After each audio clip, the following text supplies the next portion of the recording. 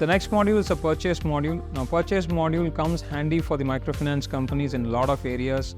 Might it be fixed asset purchase, infrastructure purchase, or purchase of any miscellaneous items, any kind of payment to suppliers, services, everything comes under the purchase module. So the purchase module starts with a purchase intent or a purchase request. So a user can basically raise a request, or various branches can raise a request for purchase of services or purchase of items. These purchase requests get consolidated at a HO level. At the HO, people can basically convert the purchase request into a purchase order, or they can convert a purchase request into an RFQ and send it to multiple suppliers. The suppliers would basically receive a link. They can hit the link and they can give their prices, and all these prices gets arranged as a comparative chart in SAP Business One.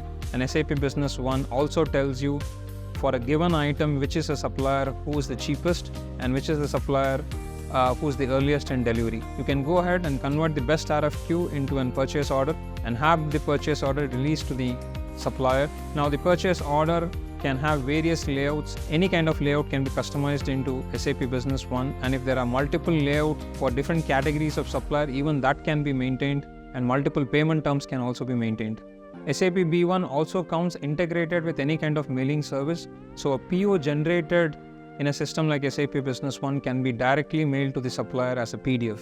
Once the required material is received either at a HO or at the branch, and if the material is received, a GRN is done for the material, the person who raised the purchase request can get a notification. One critical functionality is, might it be a purchase request or might it be an RFQ or a purchase order, there is an approval mechanism available in SAP Business One. So it can be a workflow based approval or it can be a value based approval. So workflow based approval would mean like a PO is raised by person A, it goes to person B for approval, and from B it goes to C for super approval, and so on. And a value based approval would mean that if there is a PO which is 5,000 and lesser, then A gets to approve it. If it is 5 to 50,000, then B gets to approve it, and so on. Or it can be even a combination of both. Now, the approvals can either come to the PC or laptop where SAP is installed, or if the user has an iOS or Android phone, it can even come as an alert to the phone, and the approval can be done even on the go.